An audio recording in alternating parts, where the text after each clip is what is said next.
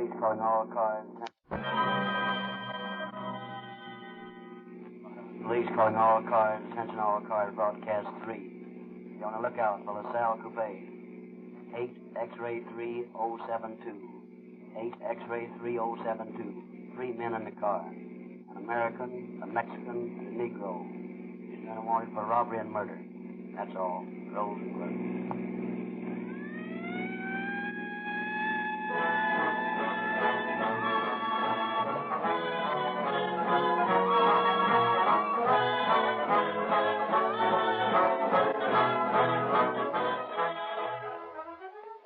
Will you help the police in their war against juvenile delinquency? Every boy and girl should be trained to respect the law and despise lawbreakers. Already, many thousands of young boys and girls have joined Rio Grande's Junior Police Department. We offer 15 different free gifts to members, complete G-Man and Junior Detective outfits. Your neighborhood dealer who sells Rio Grande cracked gasoline will show you how to get all 15 of these gifts, all free.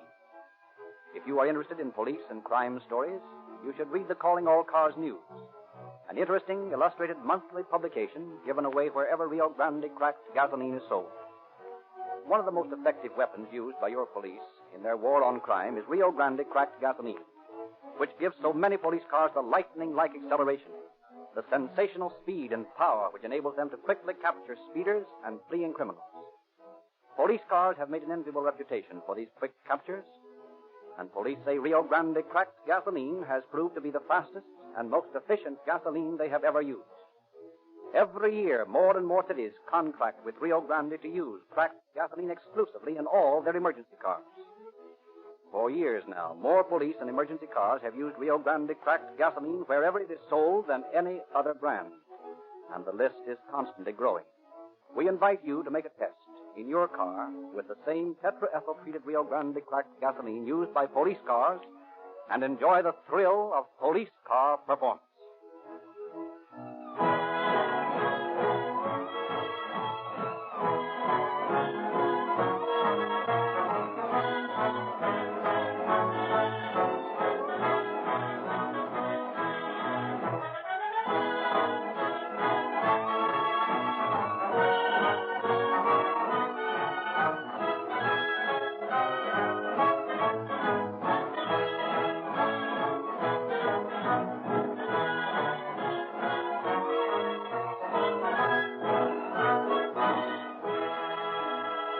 Now we are pleased to present Captain Bert Wallace, head of the homicide squad of the Los Angeles Police Department.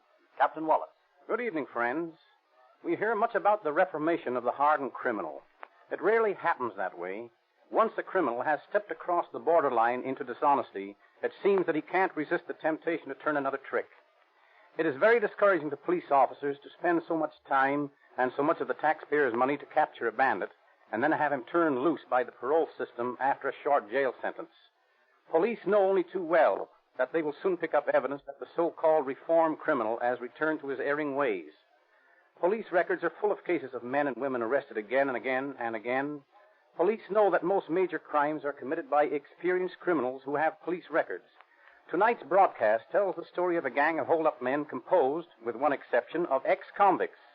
It gives a typical example of how these men, whose minds have already been poisoned against law and order, delight in pitting their strength against the law enforcement agencies. Their punishment by the courts does not teach them a lesson. As you will see, it is necessary for your police department to keep a watch on all known criminals and paroled convicts, and it is from their ranks that the police make most of their arrests. I hope that the moral taught by tonight's program will be instrumental in keeping many potential law violators from making that dangerous first step. I very much fear that, once having tasted the forbidden fruits of crime, it is almost impossible to return to a respectable life, and that the police must arrest the criminally inclined again and again, if necessary, until they have been put behind the bars for good.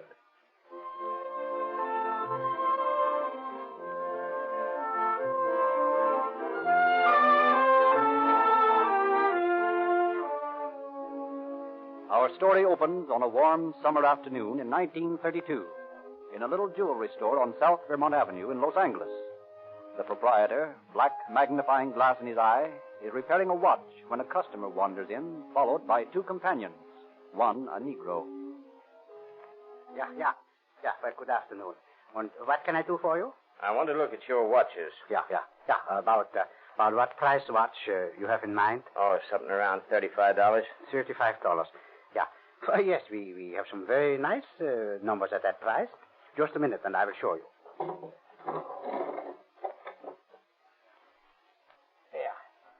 Here. Now, here's a very smart watch. Swiss movement. Guaranteed. Here? Hold up your hands. What? Hold up your hands. My God, what's this here? Now, shut up. Dump those watches into the bag, Frank. Take this bird into the back room, Hank. Okay, boss. Look, Bob, here is a bag of jewels, diamonds, rubies. Okay, dump it in and don't talk so much. We gotta make time. I don't miss that silverware back there. No, I get in. Hey, boss, you got doors open back here. Well, lock it, dummy. Yowza. Look up, here comes somebody. All right, pile that junk into the sack. I'll take care of him. What do you want? I'm looking for the manager. You the manager? No, I'm not. Oh, I see. Well, I'd like to get my wife's watch fixed. It seems the mainspring is... Get in the back room. Yes, fall will be here soon. I said get in the back room. What's that in your hand?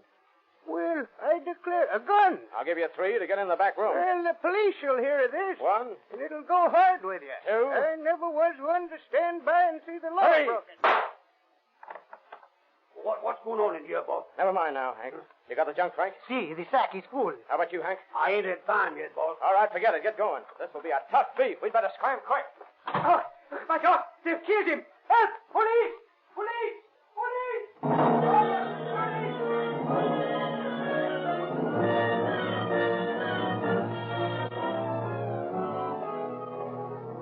A few moments later, the police arrive. The clues are meager.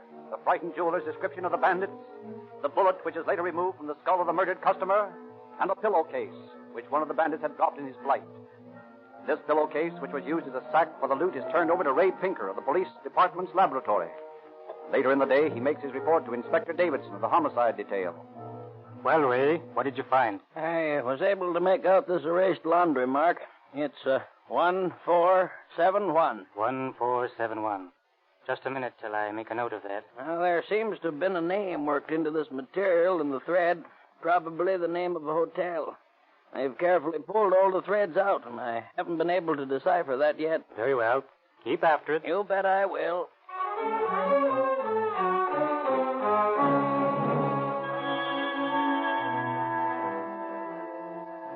But the clue of the pillowcase leads nowhere. For the search of the hotel whose property it is results in no suspects fitting the description of the bandits. It looked like a clean getaway. That night, York returns to the gang's hideout from the fence. Who is that? I guess that's the boss. And maybe the bulls. You answer him, Hank. And then get all shut up? No, sir, not me. No, sir. Ah, it's Bob. 3 rings. I will get it. Well, boss, how you make out? Not bad, not good. How much is that? Well, he gave me $500 for the stuff. Only 5 C's? You should have let me take it to this fence, I know, Bob. I could get lots more. That's the best I could do. How much you holding out for yourself? Cut that talk, Mug. I don't do business that way. Okay. Drop the gat. All right, boys, this will not get us no place. Let us have the dough. Okay, here you are. I figure the cut this way.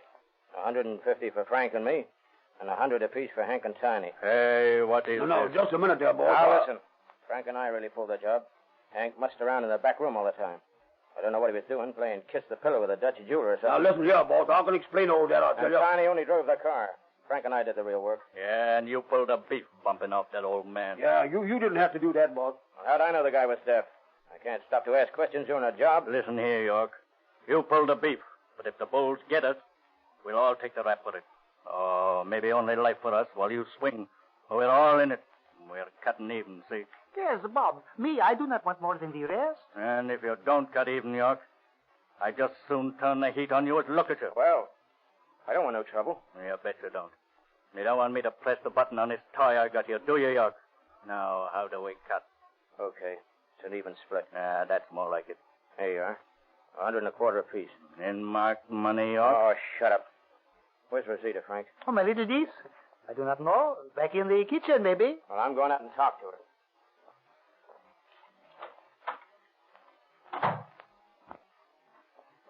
Rosita, Yes? where are you? Here in the kitchen?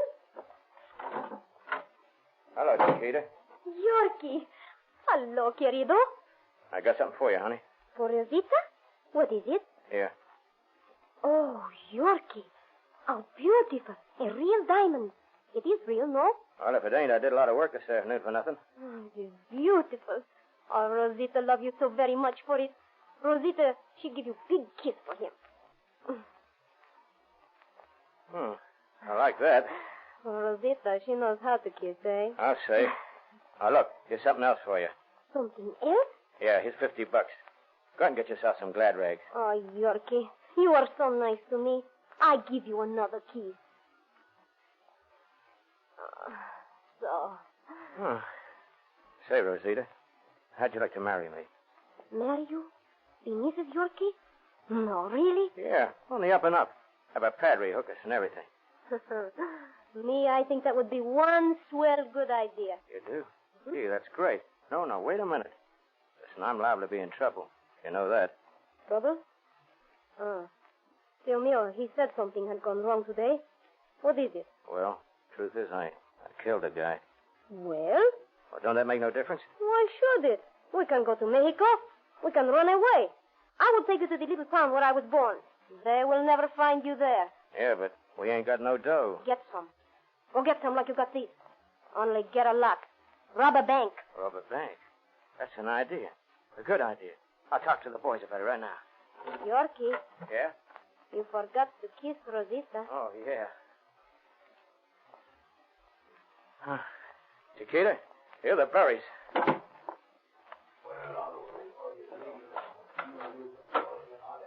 Hey, boys.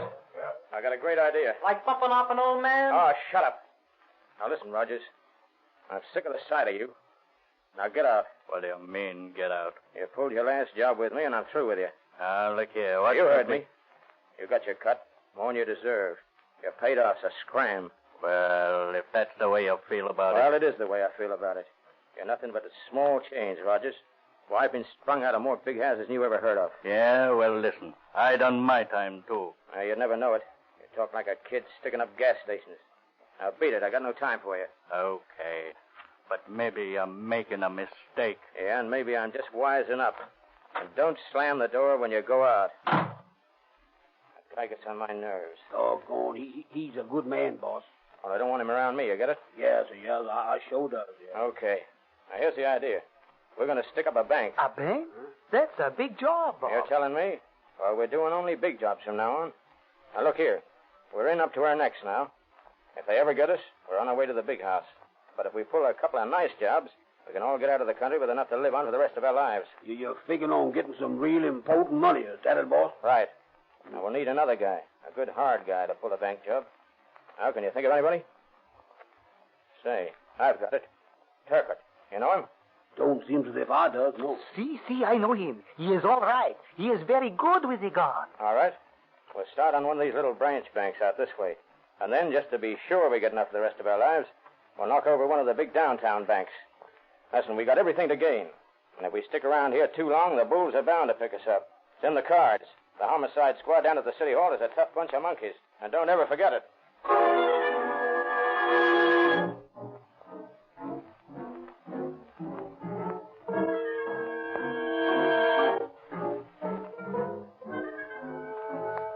The gang works slowly, cautiously, planning their crime.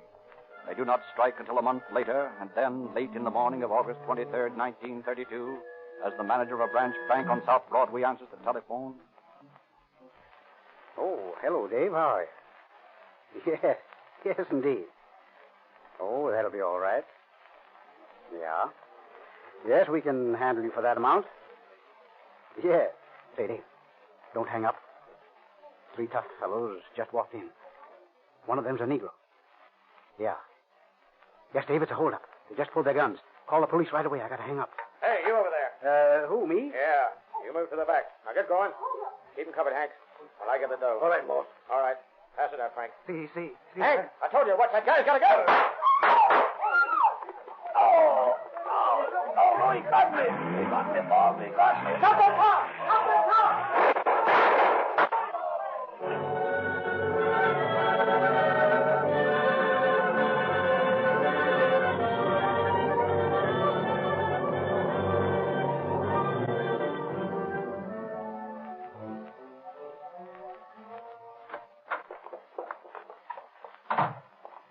Yorkie, corazón. Have you brought me the money? I don't have it, Rosita. Frank's got it. Well, where is Tio Francisco? He's shot. Shot? Yeah. They plugged him. Will, what happened? Oh, the boy's got buck fever. It didn't turn out like we figured. Everything went wrong. Well, where is Tio Francisco?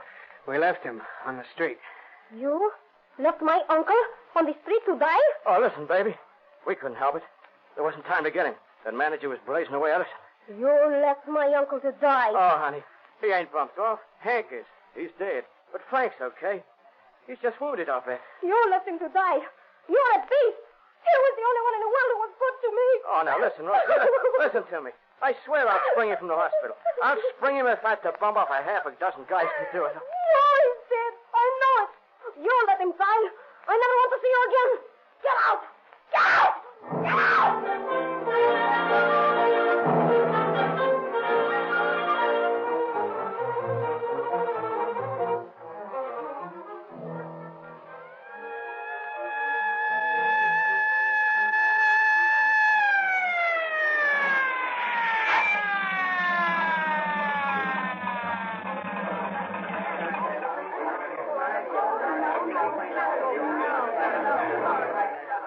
Hello, Lieutenant. Hello, Metro. What's the trouble? The 10th bank holdup. These the bandits? 2 of them. Dead? Yes, both of them. Okay. Keep that card back, will you? Yes, sir. Here's the manager of the bank, Romero. He shot these 2 guys. I see. How many others were there? Well, there was one more in the bank at the time. He seemed to be the leader. And then there were 2 more in the car. I shot at the car as it drove away. Maybe I hit one of them. I don't know. What kind of a car was it? It was a LaSalle coupe. You get the license number? No, I couldn't get it. Officer, yeah? oh, officer, I've got the license number of that car. You have? Yes. I was just coming into the bank when I heard the shooting. I hid in the doorway and watched them drive away. I wrote down the license. Here it is. 8X3072. Well, that's fine. Thank you very much. Very much obliged, lady. Oh, Burris. Yes? Call headquarters and get this on the broadcast and teletype. Bandits escaped in a LaSalle coupe. License number 8X3072. Right. And say, here's some addresses and telephone numbers from the Mexican's body. Good. These ought to lead us someplace. Say, Romero, I just found this in the teller's cage. A pillowcase, huh? Yep, and the same kind as we found in that jewelry store murder on Vermont last month. Say, it is at that. Now we're getting someplace.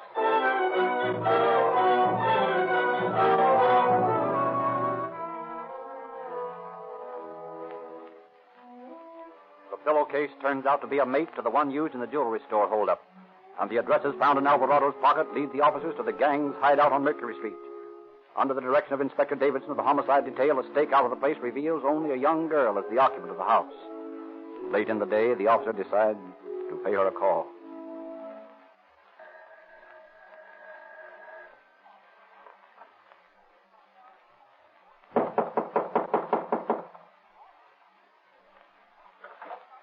Yes?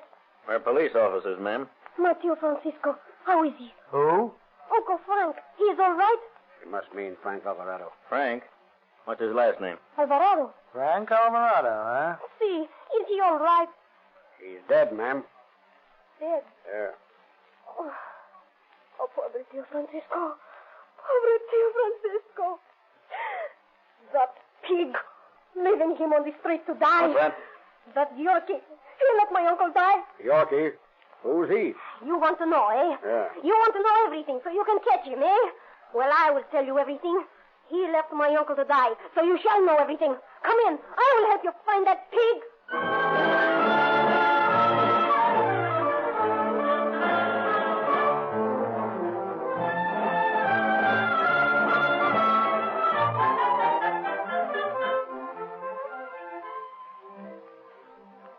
Rosita's information leads the officers to a rooming house on Maple Street operated by an Oriental, where York and Alvarado stayed on August 15th. Oh, hello. How do you do? What can I do for very nice American gentleman? Let's see your register. Oh, what for I show register? Don't ask so many questions. We're from police headquarters. Oh, yes, very fine policeman. I show. Here, you please look. Yeah. Let's see now. 19th, 18th, 16th. Here we are. Just 2 names. Thomas Kern and William Cummings. Probably phonies. Yeah. Hey, you. Know anything about these 2 fellas? Oh, what a fellow. Oh, these are. Oh, what do you want to know? What do they look like? Oh, look at that. There. Oh, I scared. I not remember. That many days ago. I forget. Many people come, many people go. I not notice. Yeah, I'll bet. Please? Try to think what these two men were like, will you?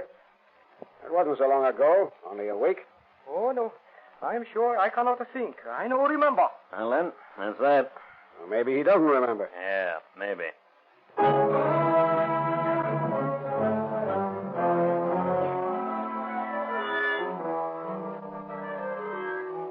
Rosita willingly accompanies the officers as they search all night through the hills in the vicinity of the hideout for the fugitive. Then she suggests that they may be at a coffee house she knows of on South Main Street. Early in the morning, they visit this place, and Burris goes in, but soon returns to the car. What luck? None. No, they're not there. Nobody's seen anyone like them for days. Maybe.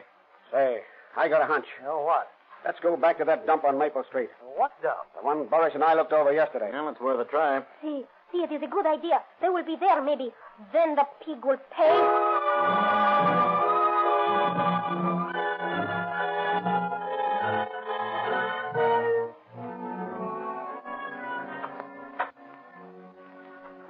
Oh, what the for?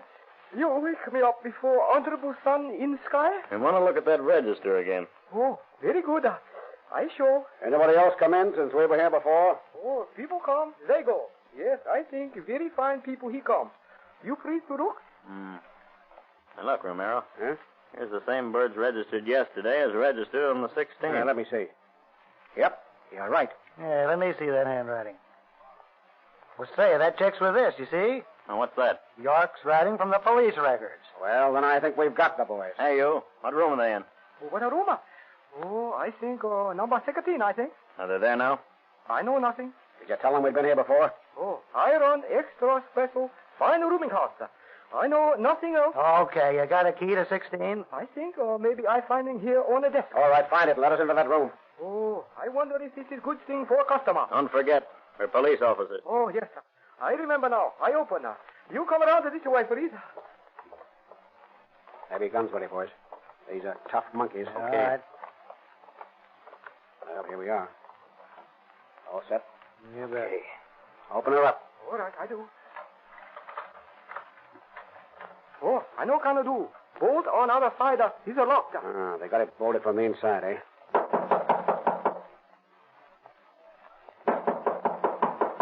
Who's there? Open the door. Who is it?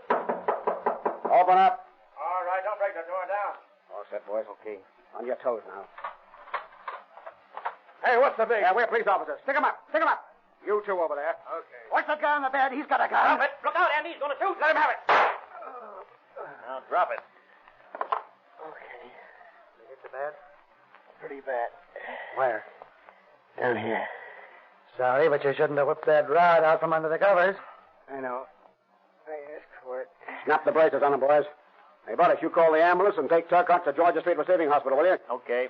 Andy and I'll take Mr. York here to Central. It's okay with me, boys. I can take it.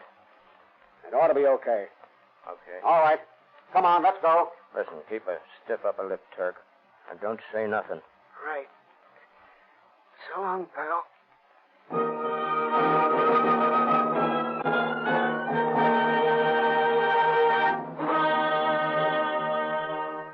Robert York confessed to the murder of William Kirkpatrick in the jewelry store holdup and implicated his previous accomplice, Rogers, in the crime.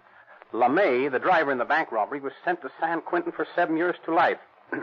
Turcotte permanently wounded, and Rogers were given life sentences on a verdict of first-degree robbery and murder. And Robert York was hanged. So these habitual criminals again learned that you cannot beat the law. This time, the evidence presented by the police was so damning that the courts meted out stiff sentences. I hope that a mistaken sense of mercy will not result in these confirmed criminals being released from their life sentence to prey again on respectable citizens. Thank you, Captain Wallace.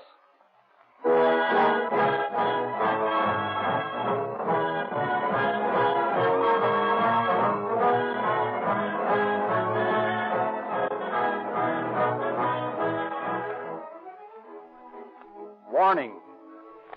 When you change your motor oil, you should use a different grade entirely. You have been using winter oil. It's time to change to summer oil now. And if you want to know exactly what grade of oil your car should have, ask the independent dealer in your neighborhood who sells Rio Grande cracked gasoline. He has been trained to apply the Sinclair law of lubrication, and he has the latest factory information on every car. He can tell you exactly what grade of motor oil is best for your engine. And he can tell you exactly what kind of lubricant should be applied to every moving part. Sinclair is the recognized leader in the manufacture of scientific lubricants, and the Sinclair Lubrication Manual is the recognized authority on the correct application of oils and greases. Sinclair has become America's largest manufacturer of lubricants, and Sinclair experts work with every automobile maker to determine the correct lubricant for every part of your automobile. This information, revised from week to week, is placed in the hands of the Rio Grande cracked gasoline dealer in your neighborhood, so he can lubricate your car scientifically and accurately. It costs you no more to get Sinclair scientific lubrication or Sinclair motor oils, and you get a lot more for your money.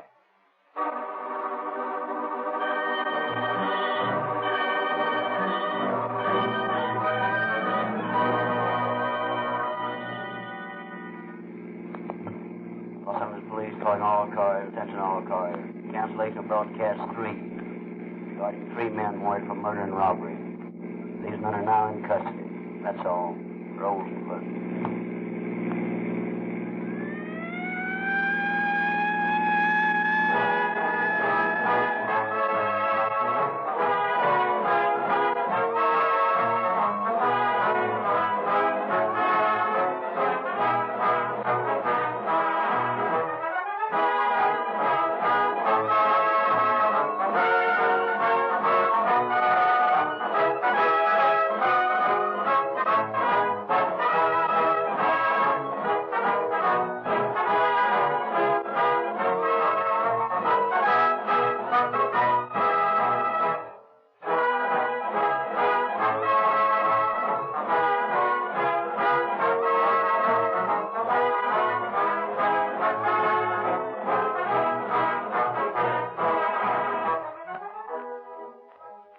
Frederick Lindsley, your narrator, bidding you good night for the Rio Grande Oil Company.